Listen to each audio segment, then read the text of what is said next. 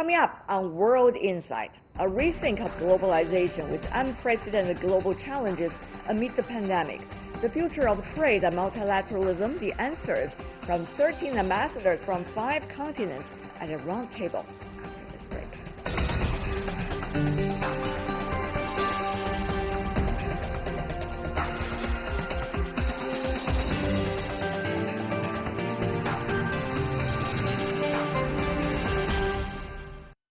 Welcome back. You're still watching World Insight. I'm Tian Wei. Amid the COVID-19 pandemic, 2020 has presented unprecedented challenges for China and the rest of the world. The re-emergence of protectionism and nationalism has unraveled the process taken in the past and forced a rethink of globalization. At the Ambassadors Roundtable, a co-production between CGTN and Center for China and Globalization, I asked 13 ambassadors to China from 5 continents about the prospects of global trade, the impact of great power relations, and on top of that, the geopolitical upheavals in 2020. Let's listen in.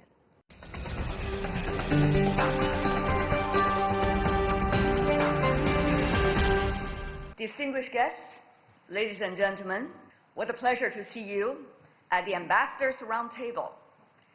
We are going to discuss this pivotal moment for future of globalization with a focus on trade and multilateralism. My name is Tian Wei. I'm a moderator and host coming from CGTN, China Global Television Network. And it's an honor to be here as the moderator for this session, which is a joint session between CCG and CGTN.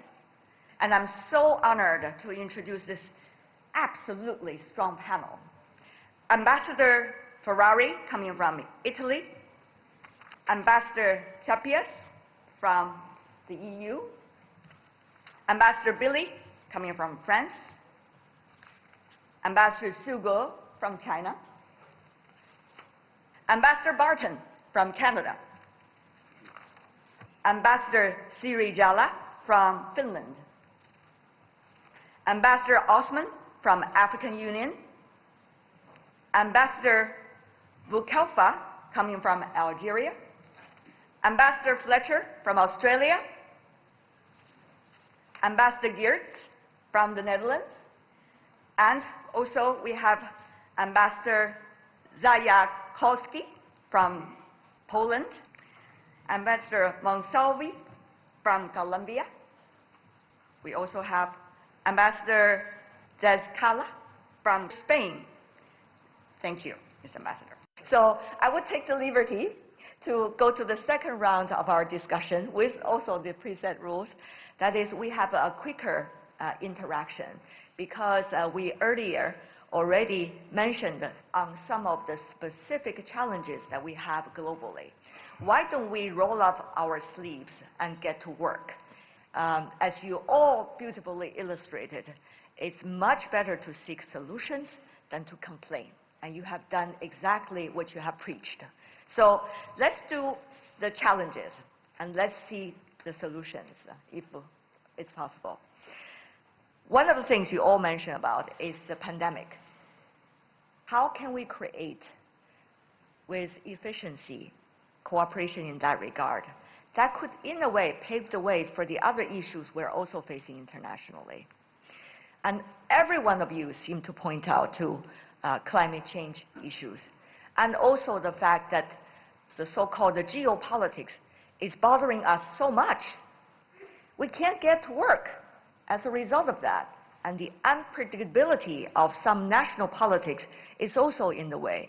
How can we overcome them together? I know it's too much to ask because ambassadors are representing their countries, but even with that limits, or shall I say, with huge power that you have in your hand in being a bridge, let's work on those issues. So I would call on another round, if possible, to let every one of you to speak more focused on these points. Is it okay? I ask for your permission. Okay, thank you. Now, who would like to go first? Ambassador Chapias, yes, be my right-hand gentleman and very proactive in answering questions. You have, unfortunately, 1 minute, 1 minute and a half the most, everyone. There is a commitment, public commitment by China's authorities to make the vaccine a public good, meaning, in our opinion, a global public good, not a China public good only. Well, we'd like to know more about it, how it will go. We welcome China into COVAX facility, which is a distribution facility of vaccines. But for the time being, there's not enough transparency on what is going to happen in the next few weeks. And so we'd like to see more about that. If China wants to cooperate, it needs to do more. There are two other gentlemen raising their hands, Ambassador Billy and Ambassador Su. And then anyone want to speak, please raise your hand so I can see you in the process. Well, quickly, I would like to underline that our president already congratulated Joe Biden as well, because I think it's a fair point to make sure what are the results. And we had the issue of solution and complaints, and I wanted to put forward the idea that we'll have also to have the right diagnostic about the problem of today. And the diagnostic is also that there is things that should have to change. The statu quo is not possible. There were things that were possible when China was a developing country. China is not a developing country anymore, and so we need a real playing field. And if we don't have the right diagnostic, it's very difficult to move forward. Thanks. Thank you. Ambassador Su? Well, thank you very much. Now, the question is, what is globalization? Actually, globalization is a process of reallocation of resources for achieving the maximum of efficiency, as Madame Tian just mentioned. And we are fellow global villagers. We have one planet to share, one future to share as well. So if the global villagers want peace, stability, development, health, and prosperity, cooperation is the only way to go. Well, with regards to the future, it seems to me that there is no reason for euphoria. However, but one can predict with a good common sense and reason that there could be a window of opportunity for Sino-US relations to return to normal, or at least to come to a halt to the downward spiral or escalation of tension. There could be an opportunity for dialogue and consultation, since we all know that the future president is unlikely to use tweets in his running of daily domestic or international affairs. So there is a prospect for setting up mechanisms or platforms for bilateral contact. This bilateral contact could be multi-level. As we all know that Biden and President Xi Jinping, when they were vice presidents, they had very good contact with each other. And also between these two countries, there are various contact formats between and among think tanks and between social organizations and so on. However, regarding U.S.-China relations, now we can see that the relationship is now in the most complex and grave situation since the establishment of diplomatic relations. So in the future, what we need is to maintain, at 3 points, maintain cooperation in areas where it is possible. For instance, it could be climate change, public health, cybersecurity, in cooperation and coordination in Korean Peninsula, Afghanistan, and other international regional issues. Of course, coordination and cooperation could be extended to WHO and CPTPP, and etc. And there should be mutual respect of each other's core interests during the process. And the third point is that we need to set up mechanisms for effectively managing differences and avoiding confrontation. Final word is that President Xi Jinping has already said cooperation is the only correct choice for China and US. And for US and China, of course, we cannot expect the two countries to solve all the world's problems. However, it is indispensable for solving all major problems. So now what we would like to propose is still coordination, cooperation, and stability. Thank you. And I see Ambassador from Algeria earlier also raising your hand, please. And Ambassador of Spain later. Let me to be a little bit pessimistic. I don't believe that we will have a better world in the future, because the president-elected new American administration, rolling from next January, will implement surely a moderate strategy and will adopt new vision that will be more helpful for the US economy recovery. And they will be more involved in multilateralism. But in the same time, they will maintain a hard and demanding stance toward China. Let me to reminds an article published by Mr. Biden in Foreign Affairs in March 2020. He said, China represents a special challenge. I have spent many hours with its leaders, and I understand what we are up against. Mr. Biden met Mr. Xi Jinping in 2011 and 2012 8 times.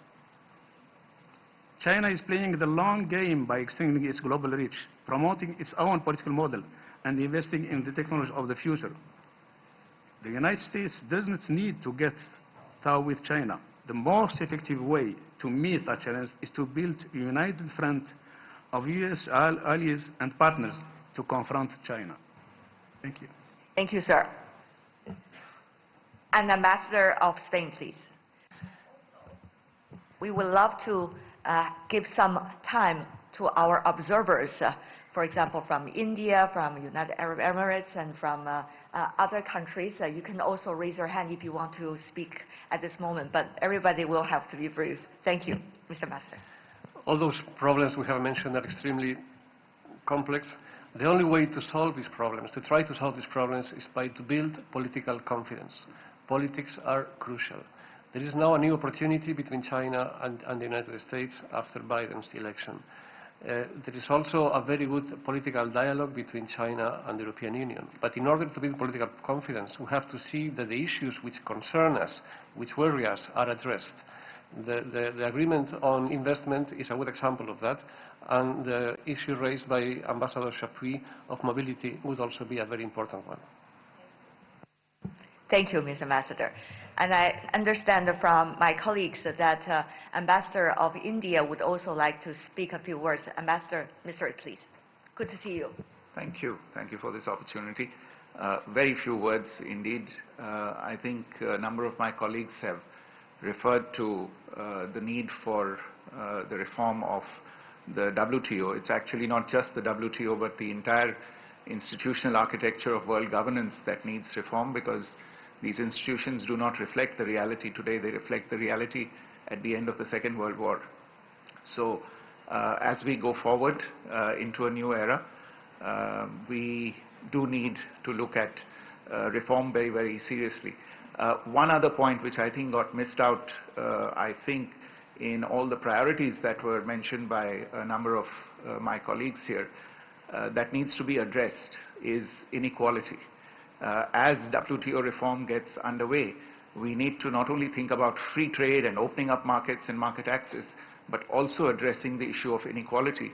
We should remember that development was a very, very important plank in WTO discussions when they were going on. They must return to the center of our focus. Thank you. Thank you, sir. That's a very important note that you mentioned. Certainly, SDGs, the Sustainable Development Goals, among them, there are a lot of issues regarding what you have touched on, and of course, some we haven't got a chance to touch on. We hope in future conversations. And I have Ambassador Ferrari also want to speak a few words. Oh, just to stand my ground, but I do agree very much with what Dominique and Vikram has said earlier. I still think what we need in the very short term is to jumpstart the globalization. to remove barriers, to increase the international standards. As Dominique well put it, we need an oiled, multilateral, rules-based trade system. This goes for Italy very, very much. We are a trade country. We need to get back to protecting free trade. This implies FTAs, a global level playing field, and a strong reinforcement of WTOs and other similar organizations which manage world trade. Thank you. Do we have any other gentleman or lady want to speak up for this conversation? If not, let me wrap up by having one last request. For every one of you, both the panelists who are having lengthy answers, and of course our wonderful observers as well, to speak one word. Oh, we are getting even shorter, the answer. One word will be that word that would solve many of the problems, ladies and gentlemen, you mentioned today. That one word. If I come with every one of you, just one word. Yeah. Mr. Ambassador Gertz, you want to speak about the earlier answer or about this one? Okay, let me go with from the very beginning, Ambassador India, and then we go this way. Is it possible? Thank you, sir, for your graciousness. Please, Ambassador of India. One word, please. Set a good example for everyone. Understanding. Thank you. Political confidence. But it's a phrase. It will pass. Okay, thank you. Trust. Think. Equality. Cooperation. That was mine. Cooperation. Right now, I'd say vaccine. Democracy. Cooperation. It's getting difficult. Sustainability. Confidence.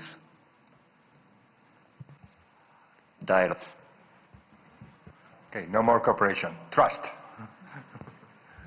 Solidarity. I'm totally in line with you. Solidarity, definitely. If I may have 3 words there, it's for the next year, it is the year of peace and trust. I heard a lot about cooperation, dialogue, trust, and also hard work, I guess. So that is pretty much the underlying meaning of everything you just said. I want to thank you on behalf of our co-organizers, CCG and CGTN, for your candidness and also for your friendship. Thank you so much. Let's give them a warm round of applause. We really appreciate it.